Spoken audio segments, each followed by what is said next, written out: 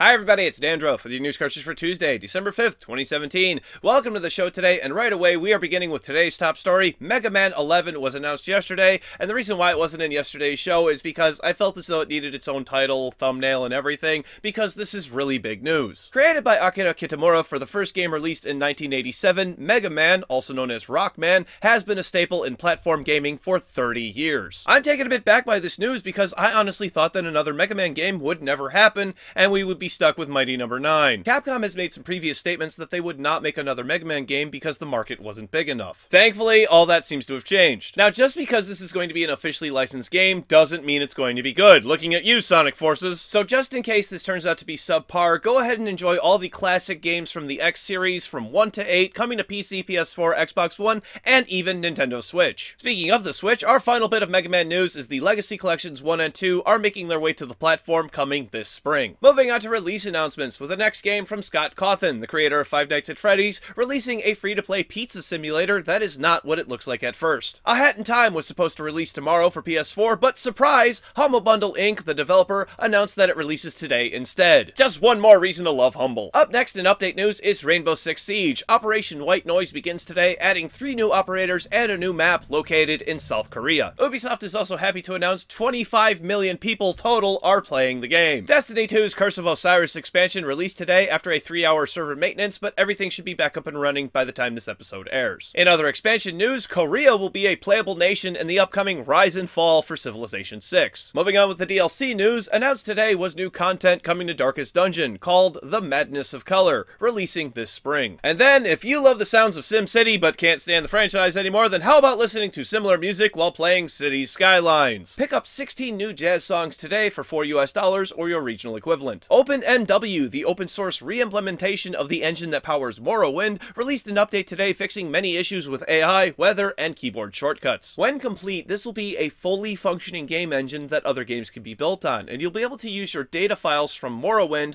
to play on Linux and other platforms. Capcom has put their Ameratsu Courier in the Steam Workshop for Dota 2 as a promotion for the re-release of Okami HD, coming to PS4, Xbox One, and Steam on December 12th. Moving on from there, the developer of Warframe believes in giving players a choice and a voice, saying they have spent the last 5 years trying to change people's minds about what a free-to-play game actually means. And while I personally have not played Warframe, I have heard similar stories from my friends that the game has just gotten better and better as time goes on. Let me know if you play Warframe in the comment section down below, and why you think I should give it a try. Now here's a story that feels completely out of place. Nintendo is putting some of their games from previous generations on Nvidia Shield tablet, but only in China. This includes hit games like Super Mario Galaxy, The Legend of Zelda Twilight Princess, and Metroid Prime. Now this is probably because the Nvidia Shield tablet runs a Tegra X1, the same chip that can be found in a Nintendo Switch, albeit a modified one. This poses an interesting question. Because the Nvidia Shield is an Android platform, would those games become available on PC to the rest of the world at some point in the future? It would be very easy to accommodate. What do you think though? Are you interested in playing these classic Nintendo games on your PC? Let me know in the comment section down below. And finally today, what I'm still trying to wrap my head around,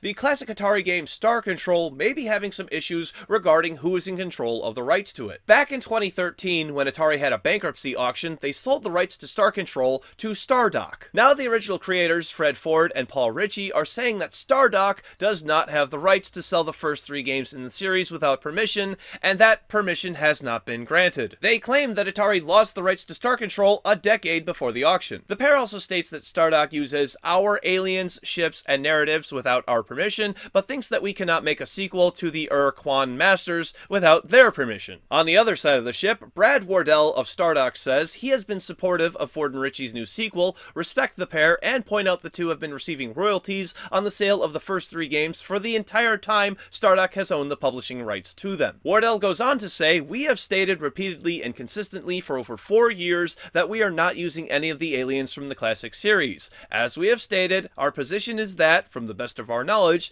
the classic Alien IP is owned by them, and that they would have made a deal if they would have asked about it so many years ago." In an update to this post, Wardell points out that the pair are making unsubstantiated claims and has yet to see any evidence provided by them for these claims. Ending the update by saying, "With all due respect to Paul and Fred, they really should talk to competent legal counsel instead of making blog posts." All of this drama has resulted in the original games being pulled from GOG by the original creators. They still remain on Steam because they were put there by Stardock. The original creators' reasoning for this was to clear the decks, because Stardock had refused to stop selling the game in bundles on Steam, so in turn, they pulled it down from GOG for some reason. To me, this is like finding out your toe is bleeding and then you cut off your finger to try to stop the blood. This whole thing is a confusing mess, and let me know what your thoughts on it are in the comment section down below. These games are a chip off the old block. It's tomorrow's game releases. For PC, Black Survival, Rift VR, Wildlands, Realms of Magic, Riot, Civil Unrest, Space Wars, Interstellar Empires, The Adventure of Cruz, This Is Not a Jumping Game, and Lucky Night VR. For PlayStation 4, Chaos on Deponia. For Xbox One, A Hat in Time and Rememoried. For Nintendo Switch, WWE 2K18. Thank you very much, everybody. This has been News Cartridge. I am Dandruff. I will see you tomorrow. And what is a web developer's favorite snack?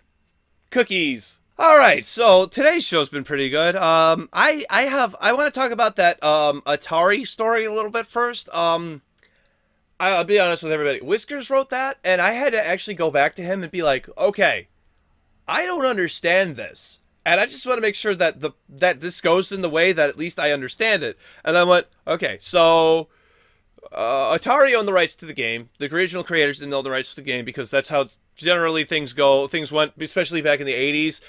If you wanted to make a game, you had an idea for a game, you would give the rights to, you would basically sell the rights to the publisher. They would make the game, they would funnel money into the game, and you would get most of the sales of the game. But if they wanted to make a sequel or anything, if the game does well, then they own the rights. You know, you get to make the sequel, you get to make the money off of it, but they will always own the rights. So if they needed to get rid of you, they could get rid of you and still own the rights to the game, i.e. Mega Man, i.e. Castlevania, i.e.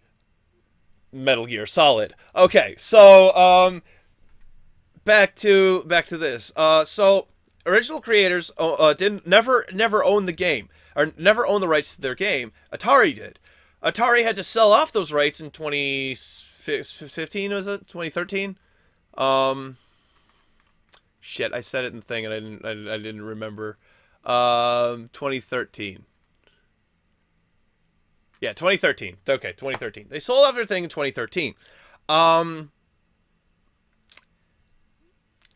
did they lose their rights in 2003? Where is their the guys are claiming that Atari lost the rights in 2003. How? Where? Why? What? There's nothing that indicates that they ever owned the rights, or that Atari didn't have the rights to sell the property in the auction. Because I remember when Atari had to declare bankruptcy. They've had to declare bankruptcy a couple of times. They've done it, you know, and they've sold off a bunch of their shit. It's fine. That's how some businesses operate. And plus they were receiving royalties the entire time from Stardock, seemingly out of the goodness of Stardock's heart. What are you doing? Sit back, let the money roll in. Somebody else is doing all the work to just let you have money. There's something else going on here. And I honestly don't know what. I honestly wouldn't know what. Whiskers is actually saying this is a mini Alex Mauer, and to some degree, maybe, but Alex, like, what Alex was doing was just absolutely egregious and pretty insane. Speaking of which, we have a little bit of an update, a little bit of an informal update on Alex Mauer. Okay, so go check out Mr. Leonard French's channel and his videos. If you haven't heard of Mr. Leonard French, he's a great guy. Love him, you know. Great copyright attorney. I sound like Trump now. Leonard French, great guy, love him, the best guy, the best lawyer, the best copyrights. He's got all the copyrights. He did an update today about how Alex has been leaving voicemails and sending emails to the court after the case has been closed, after she signed the settlement. She had claimed that I saw the actual text that the whole thing was true. She had claimed that she lied to sign the agreement that she doesn't own her rights anymore. It doesn't matter if you lied, Alex. You signed away your rights. You signed away any right to fight for your rights, okay? And now she's been tweeting, basically insulting the case, insulting the judge. She can't say anything bad about Imagos. That's damn clear. She can't say anything about Imagos. And to my knowledge, she hasn't. But she's basically like, you know, like, I don't even know what a good, like, you know, here's a match. Don't light this match. But then she pours gasoline around the whole damn thing and lights everything else on fire. It's like, you're getting really close to lighting that. You know, that's not a good way to do this. Like, it's like, that's not what we mean. Like, I don't even. I'm just pulling up, you know, just a big metaphor out of my, or just a little tiny metaphor out of my head, out of my ass, I should say. I don't know if I had more time, I'd think of something else to compare it to. But it's like, what are you doing, Alex? What are you doing? Stop doing what you're doing. If you really believed that you owned the rights to your stuff, then you shouldn't have settled. It's so frustrating. It's so frustrating that so that's an interesting thing. So she's been ordered by the courts to stop having one-way conversations with the courts or something like that. She's basically been saying, drop it, just let it go. And she's been court ordered, or essentially the judge like wrote her off her thing. Pardon me, excuse me. Wrote off her thing that said that, you know, stop having one-sided conversations. Stop doing what you're doing. If you have a problem, contact a lawyer, sue somebody, basically. He didn't say it in those words. That's my interpretation of it. But like, she needs to just stop. She lost, and she needs to at least lose with some dignity. But then again, she never had any dignity to begin with, and never wanted to show any sort of human decency. Alright, so Mega Man 11. Never played a Mega Man game except for Mega Man 8.